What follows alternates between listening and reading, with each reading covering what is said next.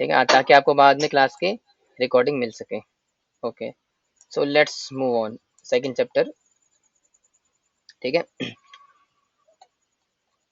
ए पे जानना है हमें। ठीक है, ए पे तो जी आई और टी ए ये हमारा एक्रोनिम था, जिसमें से कि हमारा जी और आई फिनिश हो चुका है, और आज क्या होने वाला है टी। ठीक है, तो टी फॉर ड्यूटीज, ट्यू ड्यूटीज, यानी कि हमारे जो दो धर्म है उसके बारे में थोड़ी चर्चा करने का प्रयास करेंगे कि वो दो धर्म कौन कौन से हैं।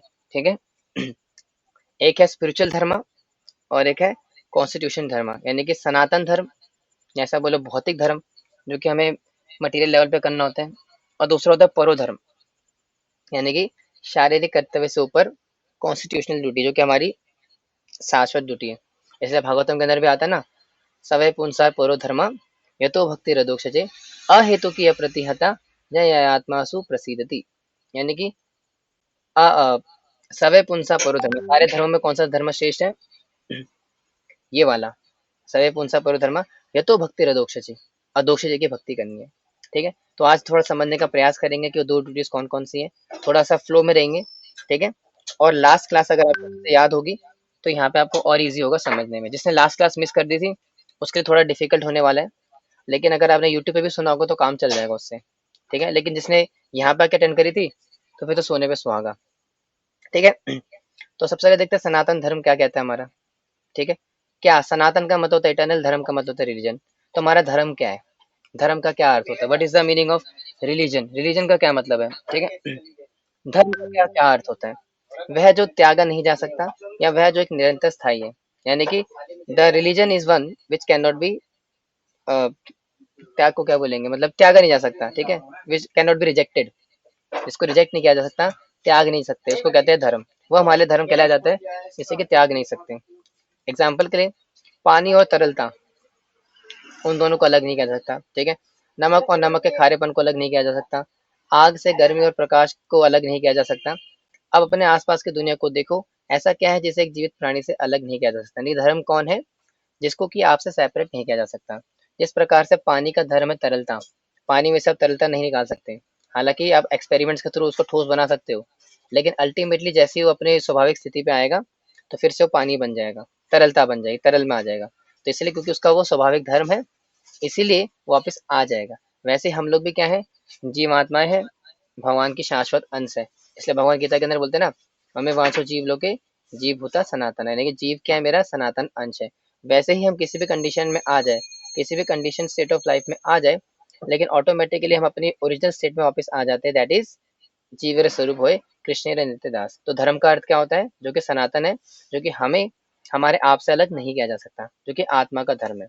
ठीक है, तो और थोड़ा आगे बढ़ते थोड़ा समझने का प्रयास करते हैं कि हर जीव किसी न किसी की सेवा करता है। ठीक है, लेकिन मृत्यु इस दुनिया में इस तरह की सेवा को सम्मान कर देती है, समाप्त कर देती है। यानी कि हमारा जो शाश्वत रिश्ता है क्या है, सेवा करने का, जो हमारा धर्म है, शाश्वत शाश्वत धर्म है, सनातन धर्म, वो क्या है, सेवा करने का। या तो हम किसी अपने घर वालों की सेवा करेंगे, माता पिता की सेवा करेंगे, भगवान की सेवा करेंगे, या कोई नहीं मिलेगा तो कुत्ते की सेवा करेंगे, लेकिन सेवा से ही हमें सुख मिलेगा, क्योंकि हमारा शाश्वत रिश्ता ही वही है, शाश्वत धर्म ही वही है, सबकी सेवा करना।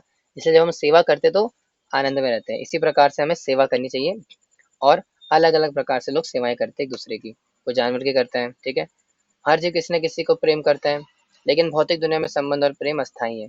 यानी कि हम सेवा करना चाहते हैं, लोगों से प्रेम करना चाहते हैं, we want that we should love everybody and everybody loves us, है ना। हम चाहते हैं कि हर कोई हमसे प्रेम करे और हम सभी से प्रेम करें, लेकिन इसके बावजूद भी हमारी चाहत तो है कि हम सबसे प्रेम करें और हमेशा के लिए करें। इसके बावजूद भी the reality is the love in this material will definitely and, एक ना एक दिन वो एंड होगा ही होगा, जस्ट बिकॉज क्योंकि शरीर जो दुनिया है, संसार है, वो भी अशाश्वत है, तो प्रेम भी क्या रहेगा फिर, अशाश्वत, है ना। अगर आप एक काली चीज में काली चीज रख दोगे तो काली ही रहेगी ना। वैसे संसार भी शाश्वत है, अशाश्वत है, तो कुछ भी होगा इसके अंदर वो अशाश्वत ही है, परमानेंट नहीं रहेगा। ठीक है, तो इसलिए प्रेम भी क्या है, टेम्पररी है। और वे भगवान अर्जुन को समझाने का प्रयास कर रहे हैं, क्या कह रहे हैं, आत्मा का धर्म भगवान से प्रेम करना और उनकी सेवा करना है। इस दुनिया में जब वेतन बंद हो जाता है तो कंपनी की सेवा भी रोक दी जाती है। हम सब जानते हैं ना कि अगर कंपनी से आपका पैसा आना बंद हो जाए तो आप क्या सेवा कर पाओगे, बिल्कुल नहीं, आप बोलेंगे सर हमारा हो गया, हमें यहाँ से छुट्टी दे दीजिए, हम आपके यहाँ पे नौकरी नहीं कर सकते। लेकिन हम अपने माता पिता, रिश्तेदारों और दोस्तों से प्रेम करना चाहते हैं, लेकिन मृत्यु हमारे संबंध को रोक देती है और हम दूसरी स्थिति में चले जाते हैं। यानी कि हम चाहते हैं कि हमारी पत्नी, हमारे माता पिता, हमारे यार दोस्त, मित्रगण, पड़ोसी कभी हमसे जुदा ना हो। इसलिए क्या करते हैं, जीने मरने की कसम खाते हैं, है ना? क्या बोलते हैं, जिएंगे साथ, मरेंगे साथ, तेरे जैसा यार कहाँ, कहाँ ऐसा याराना, है ना? याद करेगी दुनिया तेरा मेरा अफसाना। ठीक है, ना तो उन दुनिया को किसी ने उनको याद किया, ना खुद एक दूसरे को याद कर पा रहे हैं आज। कहने का बेसिकली सिंपल सा मतलब है कि हम चाहते हैं लंबा जीना, सबको हमेशा के लिए प्रेम करना, लेकिन ये संभव नहीं हो पाता इस भौतिक शरीर के अंदर। क्योंकि हमने लास्ट क्लास में कल देखा था ना, क्योंकि शरीर क्या है, भौतिक है और अशाश्वत है, और आत्मा शाश्वत है, तो दोनों का आपस में रेलेवेंस नहीं बैठता ना। वैसे ही क्या कह रहे हैं यहाँ पे, लेकिन भगवान शाश्वत है और आत्मा भी शाश्वत है। भगवान इटर्नल है ना? हम भी इटर्नल है, और दोनों के बीच का प्रेम पूर्ण संबंध भी शाश्वत है। भगवान के प्रति शाश्वत प्रेम और सेवा को सनातन धर्म कहा जाता है। यानी कि सनातन धर्म क्या है? अगर आपसे कोई पूछे कि what do you mean by Sanatan Dharma, आपका रिलीजन क्या है, आपके धर्म की विशेषता क्या है, तो आप क्या बताएंगे कि हमारे धर्म की विशेषता ये है कि जो हमारे भगवान है वो शाश्वत है, और हम भी शाश्वत है, और हमसे जो प्रेम करते हैं वो भी शाश्वत ही करते हैं। ठीक है, तो इसलिए संसार में आप किसी से भी प्रेम करो, अल्टीमेटली एक दिन वो एंड होगा ही होगा। लेकिन जब आप भगवान श्री कृष्ण से प्रेम करने का प्रयास करते हैं, जस्ट बिकॉज वो भी शाश्वत है और आप भी शाश्वत है, इसलिए आप उनसे इटरनली प्रेम कर सकते हैं। ये आपको तब समझ में आएगी चीजें जब आपने लास्ट क्लास को अच्छे से देखा होगा, है ना? लास्ट क्लास में हमने डिस्कस कर लिया कि शरीर भौतिक है, आत्मा आध्यात्मिक है। ठीक है, शरीर नष्ट हो जाता है, आत्मा नहीं होती, तो उसी के रेलेवेंस में चीजें चलती आ रही है। जिस तरह भूलने की बीमारी से पीड़ित व्यक्ति अपने माता पिता और रिश्तेदारों को भूल जाता है, वैसे ही हम भगवान के प्रति अपने प्रेम और सेवा को भूल चुके हैं। यानी जिस प्रकार से कोई व्यक्ति, आपने फिल्मों में देखा होगा ना, कि सर पे चोट लगने के कारण क्या होता है, भूल जाता है, जैसे गजनी बन जाता है, या कोई कोई मूवी जिसमें हो ना ये चीजें देखो, आपने देखा होगा कि चीजें भूल जाते हैं, याददाश्त खो बैठता है। ठीक है, तो वैसे ही हम लोग भी क्या है, जब इस भौतिक संसार के अंदर आते हैं, इस भौतिक शरीर के अंदर आ जाते हैं, तो अपना क्या बोलते हैं, याददाश्त को खो बैठते हैं कि हम लोग कौन है, हम लोग भगवान के अंश हैं, लेकिन समहाउ और अदर अपने ओरिजिनल स्वभाव को भूल चुके हैं।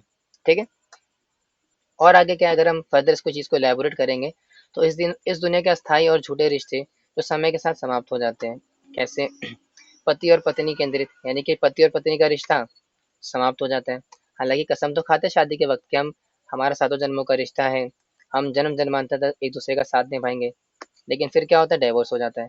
जैसे आजकल आप इंडिया में देख रहे हैं, इतना डाइवोर्स के रेशियो बढ़ता जा रहा है, इंक्रीजिंग, कहते हैं ना, बहुत हाइक पे है डाइवोर्स रेशियो का बढ़ना। उसके कई सारे कारण हो सकते हैं, अब इस पर नहीं जाएंगे, लेकिन बेसिकली मेन चीज़ यही है कि पति पत्नी के बीच में प्रेम इसलिए नहीं है, जस्ट बिकॉज वो इस फिलोसफी को अंडरस्टैंड नहीं कर पाते कि वी आर नॉट इटर्नल।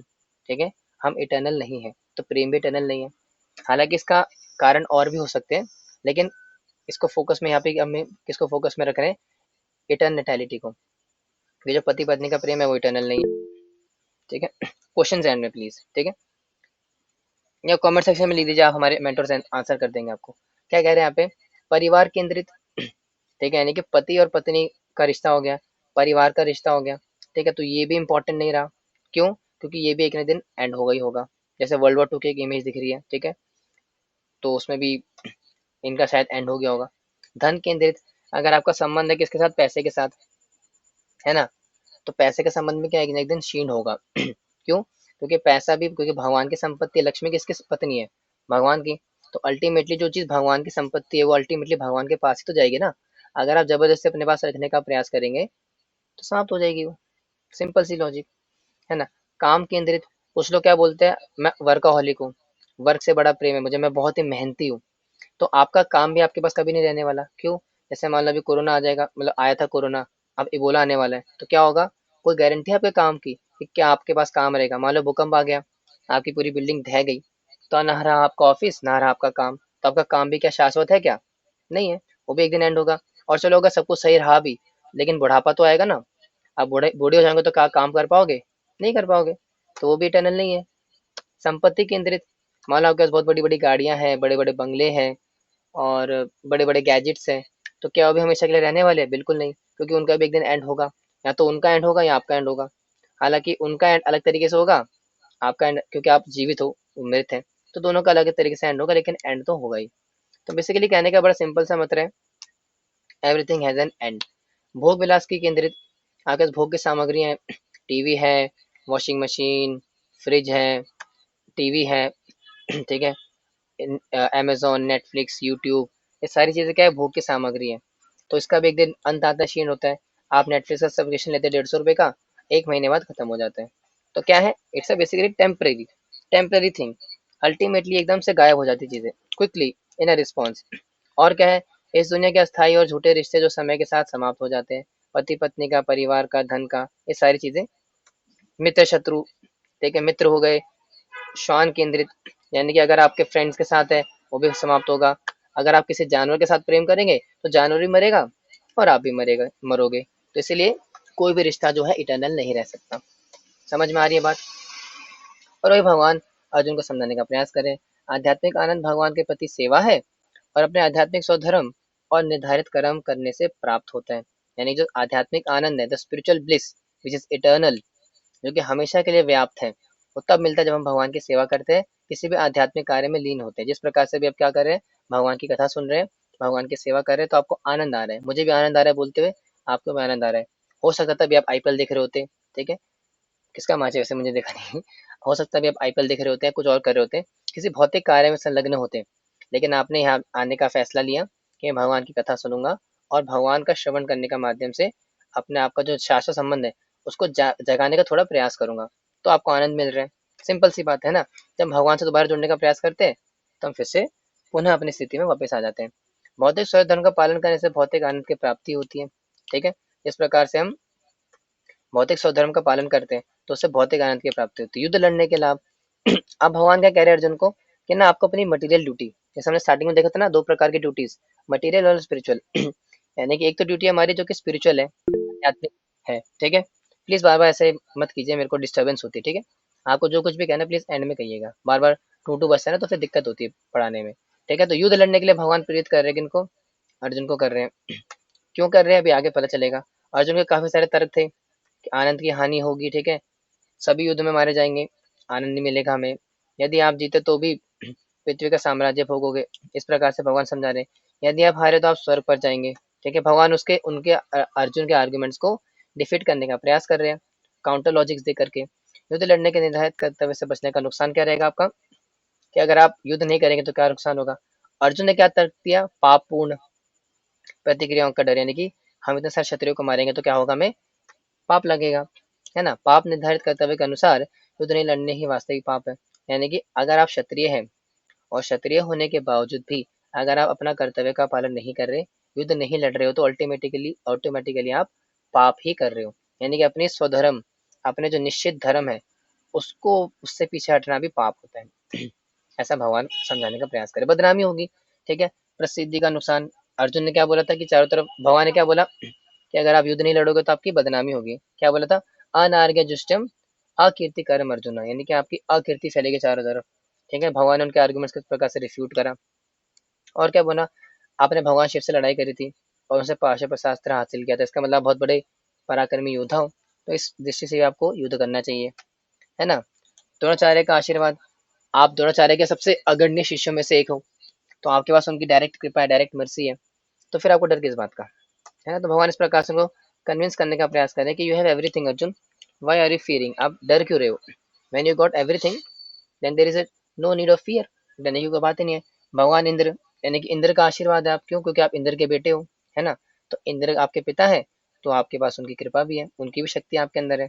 तो हर प्रकार से आप एलिजिबल हो लड़ने के, कैपेबल हो लड़ने के, और आपके पास लॉजिकल रीजंस भी है लड़ने के, तो किसी प्रकार से आप मना नहीं कर सकते। अपमान, कि एक सामान्य व्यक्ति के लिए बहुत ही इंपॉर्टेंट है अगर उसका अपमान ना हो जाए, और अर्जुन से सामान्य कौन हो सकता है, अर्जुन इतने सामान्य व्यक्ति थे, है ना। अगर युद्ध नहीं करेंगे तो उनका अपमान होगा।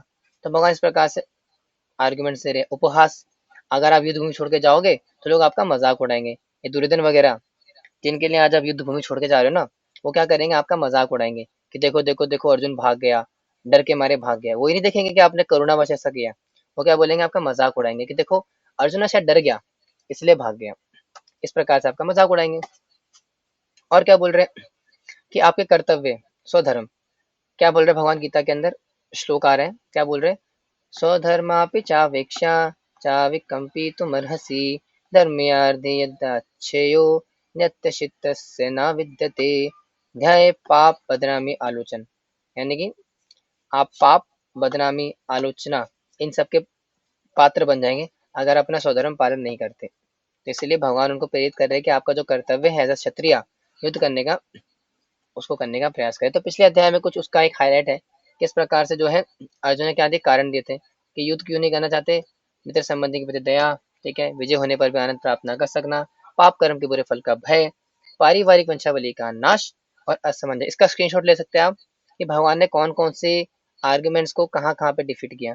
ठीक है, इस वाले को डिफीट किया शरीर और आत्मा का बता करके, आनंद प्राप्त का बताया कि आप विजय होने पर भी राज्य सुख भोग सकते हो। पाप के बारे में बताया कि आप क्षत्रिय हो, क्षत्रिय का कर्तव्य है युद्ध करना, तो उन्हें पाप नहीं लगेगा। ठीक है, पारिवारिक वंशावली का नाश, तो कृष्ण ने क्या बोला कि हर कोई व्यक्ति क्या है आसक्ति से रहित होकर के युद्ध करो। क्यों? क्योंकि हर व्यक्ति क्या है इटर्नल है, कभी मर नहीं सकता। असमंजस, समझ नहीं आ रहा क्या करूं, तो फिर क्या करा उन्होंने, गुरु को शरणागत हो गए। तो इस प्रकार से अर्जुन के जो भी आर्गुमेंट्स है भगवान ने इस प्रकार से उनको काउंटर करा।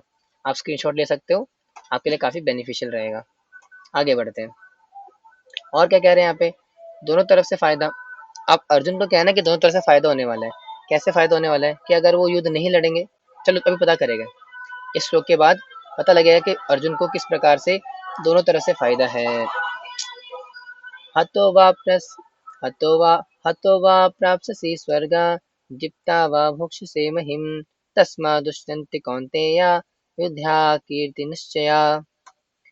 क्या कह रहे हैं, कर्तव्य के रूप में युद्ध करो, द्वंद्व से संभाव सुख दुख में समय कृत्वा लाभ लाभो।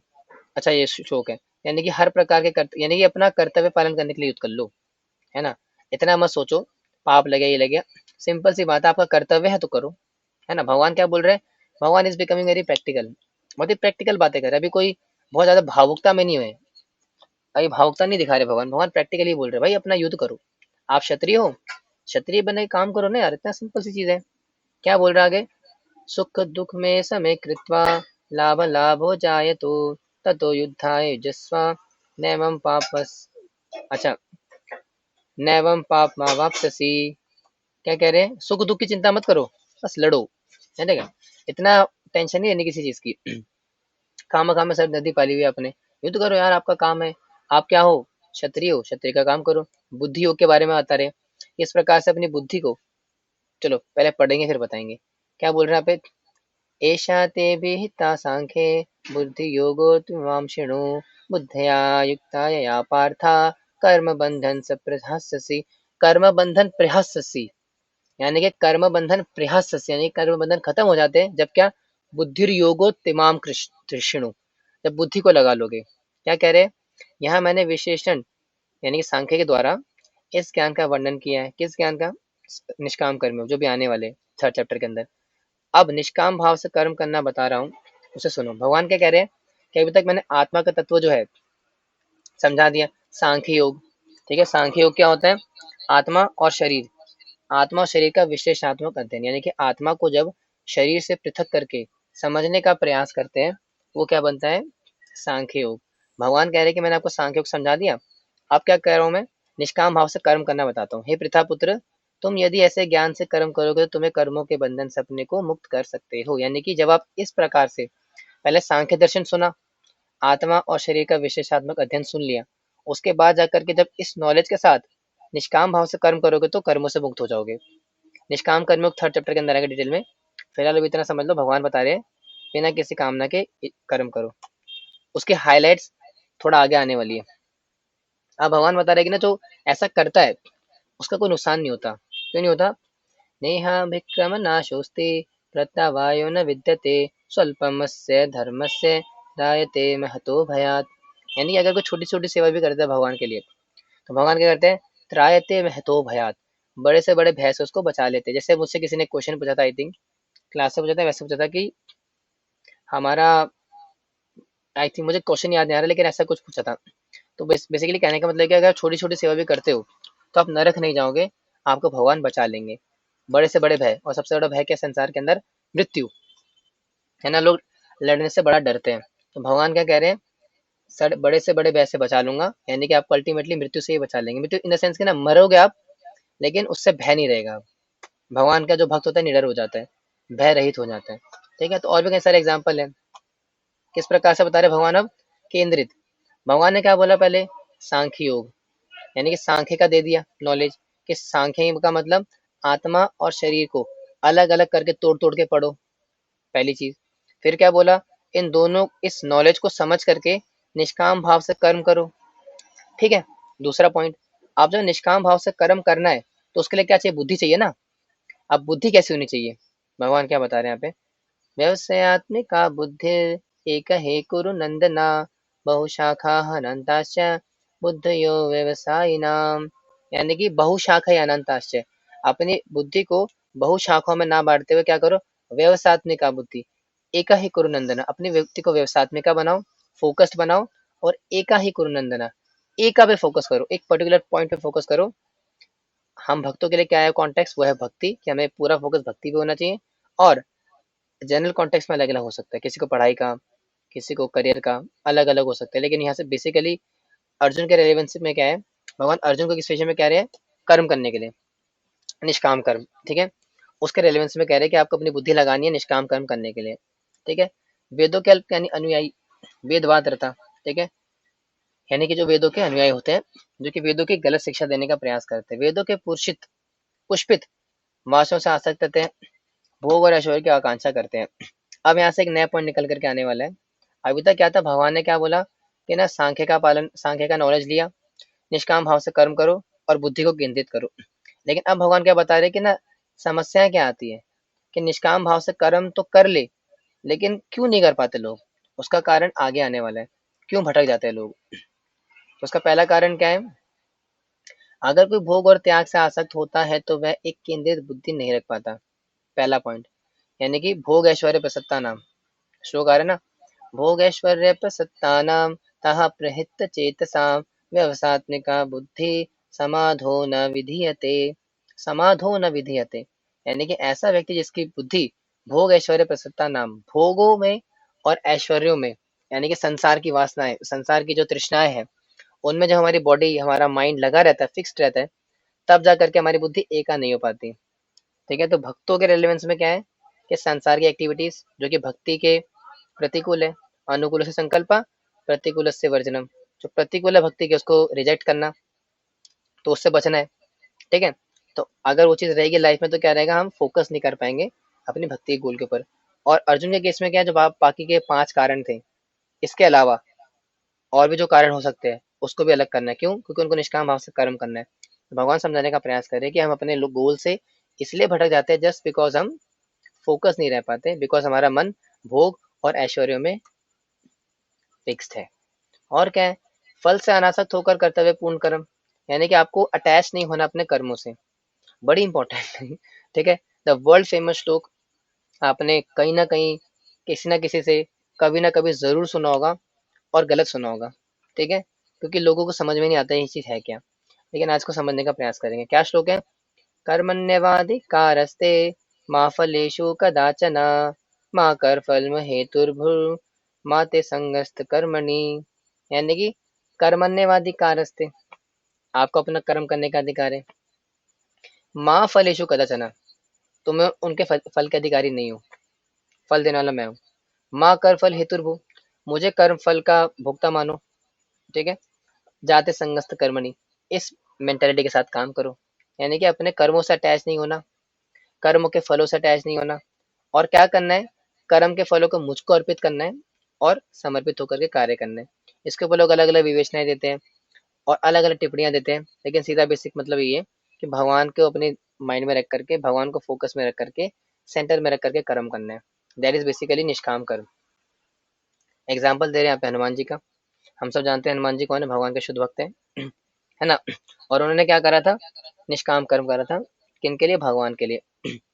हम सब जानते हैं किस प्रकार से जो है अशोक वाटिका गए थे सीता माता को देखने के लिए, उनका हालचाल देखने के लिए, पता करने के लिए, माता सीता माता को ढूंढने के लिए सागर की छलांग लगाई थी, और न जाने क्या क्या कार्य करते।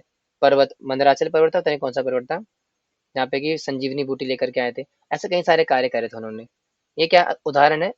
परफेक्ट एग्जाम्पल ऑफ निष्काम कर्मयोग। ठीक है, तो फल से अनासक्त रह करके लक्ष्य नहीं। अब यहाँ पे बड़ा इंपॉर्टेंट सवाल आ सकता है, आप लोग पूछ सकते हो प्रभु जी कि अगर फल से आसक्त हुए बिना कर्म करना है तो ऐसा कैसे संभव है? यानी कर्मण्यवाधिकारस्ते का क्या मतलब हुआ कि हमें अपने कर्म करने का अधिकार है, इस यह किस संदर्भ में, यानी कि क्या है इसका मतलब? प्लीज एंड में पूछिएगा, बार बार डिस्टर्ब मत कीजिए, क्लास चलने दीजिए। बार बार करेंगे आप, मुझे भी डिस्टर्बेंस होगी, आपको भी समझ में नहीं आएगा। जो भी है मन में रखिए, एंड में पूछ लीजिएगा, ठीक है। हमें अपने कर्म करने का अधिकार है, यह किस संदर्भ में, यानी क्या कॉन्टेक्स्ट है इसके पीछे कि हमें कर्म करने का अधिकार है। दुनिया में केवल भौतिक परिणामों के लिए ही नहीं बल्कि आध्यात्मिक परिणामों के लिए भी काम किया जाता है। यानी कि आप सिर्फ स्पिरिचुअली काम थोड़ी करेंगे, आप ऑफिस में जा करके 8 घंटा काम थोड़ी करेंगे, आप मटेरियली भी तो कुछ काम करेंगे ना।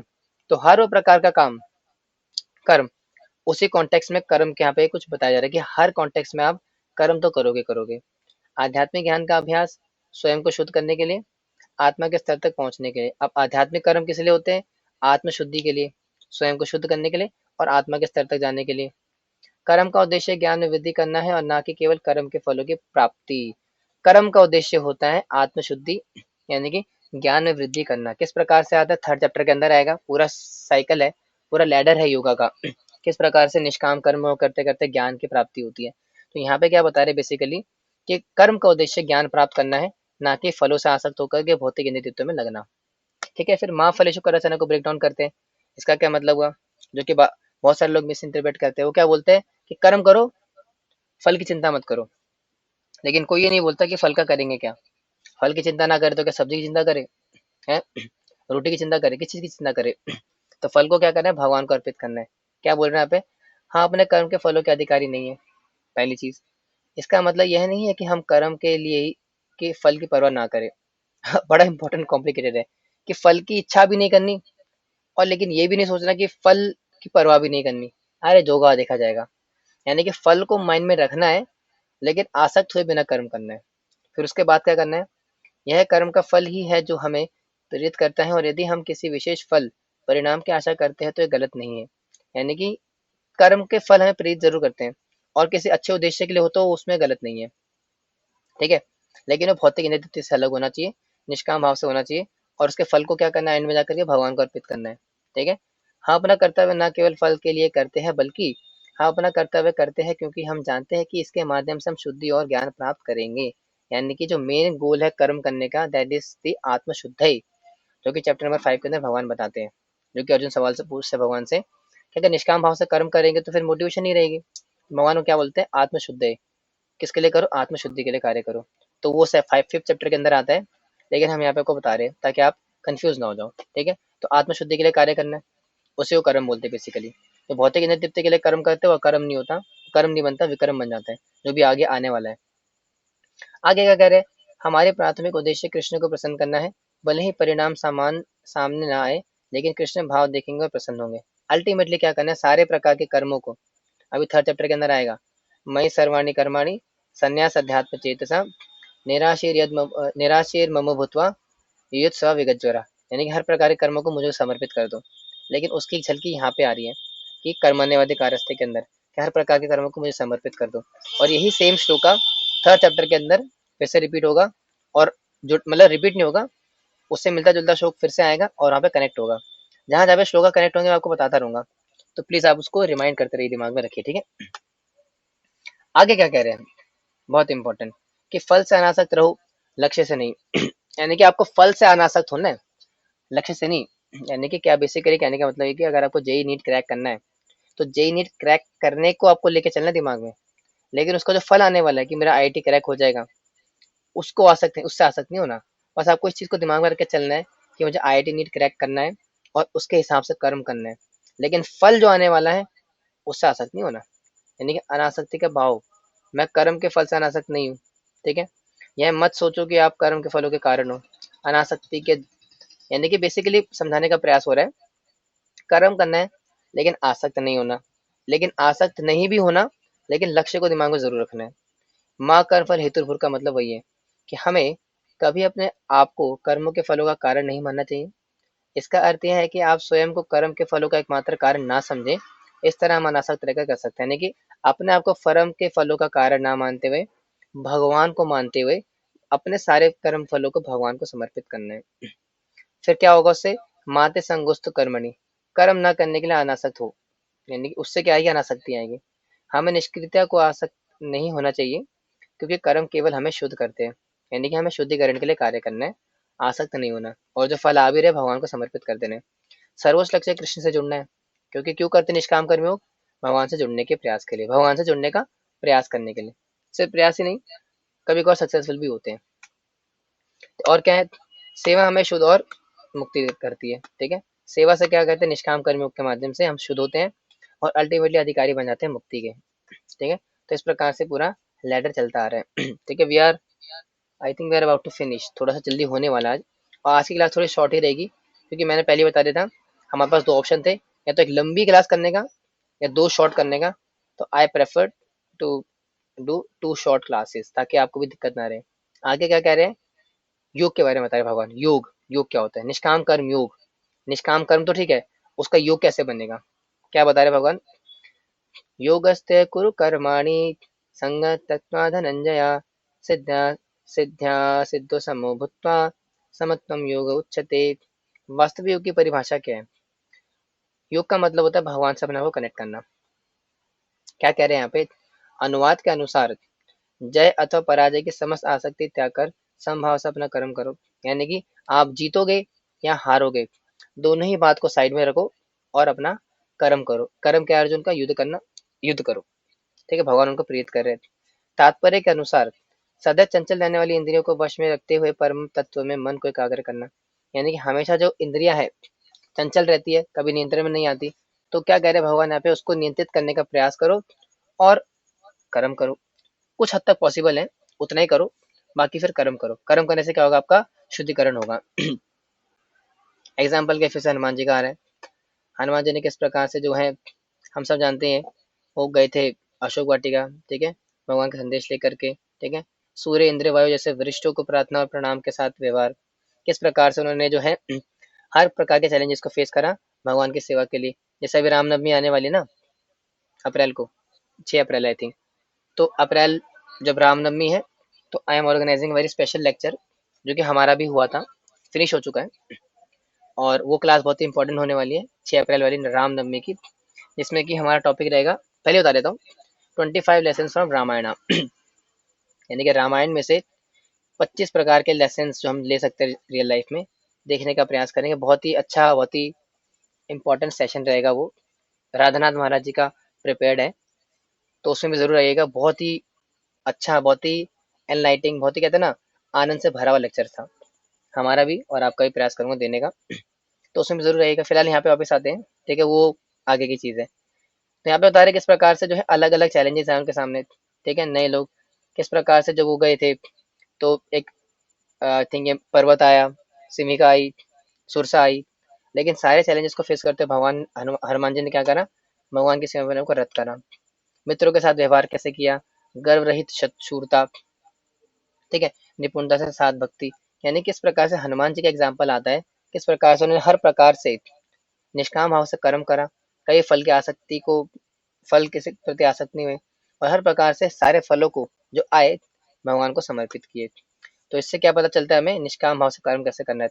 तनाव क्रोध आदि करने मानते अर्थ से निपटना, किस प्रकार से तनाव से निपटना है, क्रोध से निपटना है, खतरनाक अनपेक्षित स्थितियों से निपटना, किस प्रकार से रावण ने उनको बांध दिया था, तो उससे कैसे डील करना है, प्रभु के शत्रुओं से निपटना, यानी कि जो भगवान के एनिमीज है उनको कैसे टैकल करना है, ये सब किससे सीखने को मिल रहा है, हनुमान जी से सीखने को मिल रहा है।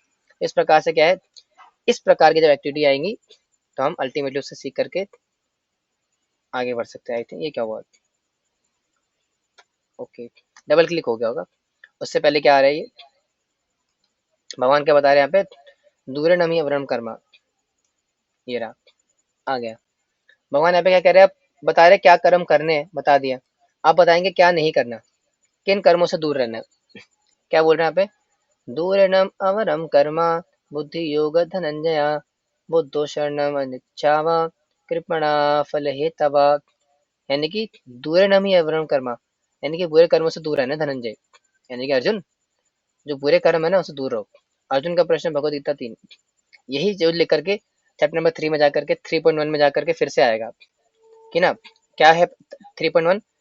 भगवान से पूछ रहे अर्जुन, जब आप सकाम कर्म को सॉरी जब आप बुद्धि को सकाम कर्म से श्रेष्ठ समझते हो तो आप मुझे घोर जगन्य युद्ध में क्यों लगाना चाहते हो। थर्ड थर्ड पॉइंट वन यानी कि पहले थर्ड चैप्टर का फर्स्ट श्लोक यही आने वाला है। आइए भगवान क्या बोल रहे हैं कि बुरे कर्मों से दूर रहो, और अर्जुन क्या समझ रहे हैं कि युद्ध करना बुरा कर्म है। ठीक है, तो ये कंफ्यूजन थर्ड चैप्टर में आएगी, दोबारा वही डिस्कस करेंगे। फिलहाल यहाँ पे क्या कह रहे हैं, कोई फल नहीं यानी कि बुद्धि। अब वही निष्काम कर्मयोग जब भगवान के ऊपर केंद्रित होकर के करते हैं तो बुद्धि योग में कन्वर्ट होता है। क्या कह रहे हैं यहाँ पे, बुद्धि योगो। We are just finishing wrapping up, तो आप प्लीज जाइएगा मत, we are just wrapping in 5 to 10 minutes. ठीक है, तो हम आपकी सुविधा का पूरा ध्यान रख रहे हैं, तो कृपया करके आप भी इस चीज को समझिए। बाकी लेक्चर्स तो मिल ही जाएंगे यूट्यूब पे। क्या कह रहा है आगे, बुद्धि युक्तो जहाति हा ओबे सिकृत दुष्कृते तस्माद्भोगाय युजस्वाहा युजस्वाहा युजस्वा योग कर्मसु कौशलम। योग कर्मसु कौशलम, ऐसा व्यक्ति क्या है, कौशलम, इस प्रकार का योग करने के कौशलम बनेगा। कौन, जो कि बुद्धि को भगवान में समर्पित करता है, भगवान के ऊपर अपनी बुद्धि को लगाता है। फिर क्या बता रहे हैं, ऐसा व्यक्ति को और क्या होता है, जन्म मृत्यु का कोई चक्कर नहीं रह जाता, यानी कि जन्म मृत्यु के चक्कर से मुक्त हो जाता है। क्या कह रहे हैं, जन्म बंध विमुक्ताना पदम गच्छन्ते आत्मना, यानी कि जन्म कर्म के मुक्ति से, जन्म कर्म के जो बंधन है, जन्म कर्म का जो साइकिल है, जन्म मृत्यु जरा व्याधि, इससे मुक्त हो जाता है जो कि निष्काम कर्मयोग करता है, मुझे बुद्धि लगा करके बुद्धि योग का प्रयास करता है। ठीक है, तो वेदों के प्रति उदासीनता ये आती है, और स्थिर बुद्धि तथा समाधि, बुद्धि स्थिर होती है और समाधि में केंद्रित होता है। आई थिंक समाधि हमारा नेक्स्ट वाला पार्ट शुरू होगा वहां से। ठीक है, फिलहाल यहाँ पे क्या देखने को मिल रहा है, हाँ, तो इसी के साथ जो हमारा आज का लेसन फिनिश होता है। तो हमारे 2 लेसन थे ऐसे तो, टी और ए, लेकिन हमने प्रयास किया आपके इस कंफर्ट के लिए कि ज़्यादा लंबा ना खींचते हुए शॉर्ट रखें ताकि आपको समझ में आए। तो अभी तक क्या हो चुका है, जी फॉर गुरु, भगवान श्री कृष्ण को अर्जुन ने अपना गुरु रूप में स्वीकार करा। तो जब गुरु रूप में स्वीकार करा तो क्या करा, आई, आई फॉर आइडेंटिटी, भगवान श्री कृष्ण ने क्या करा, अर्जुन को अपनी आइडेंटिटी बताई। फिर क्या हुआ, टी, टी फॉर ड्यूटी, जब आइडेंटिटी क्लियर हो गई तो क्या बताया, ड्यूटी, कि आपके क्या कर्तव्य है, भौतिक कर्तव्य और आध्यात्मिक कर्तव्य। फिर आध्यात्मिक कर्तव्य क्या क्या बताया कि भगवान की सेवा करनी है, और भौतिक के अंदर जिस प्रकार का शरीर प्राप्त किया है उस हिसाब से कार्य करना है। फिर एंड में क्या बताया कि बुरे कर्मों से दूर रहना है। और अब क्या बताएंगे, आत्माराम, कि इस बुरे कर्म यानी कि जो सॉरी ये काम, ये जो निष्काम कर्म है, इस निष्काम कर्म योग करने से किस प्रकार से आप ज्ञान में आओगे और आत्माराम की स्थिति तक पहुंचोगे, ये भगवान लास्ट के सेक्शन से बताएंगे, जो कि हम डिस्कस करेंगे कल। और कल हमारा चैप्टर फिनिश हो जाएगा, और साथ ही साथ क्या होगा, हमारा चैप्टर नंबर 3 भी स्टार्ट हो जाएगा। तो now I am recording, I am turning of the recording.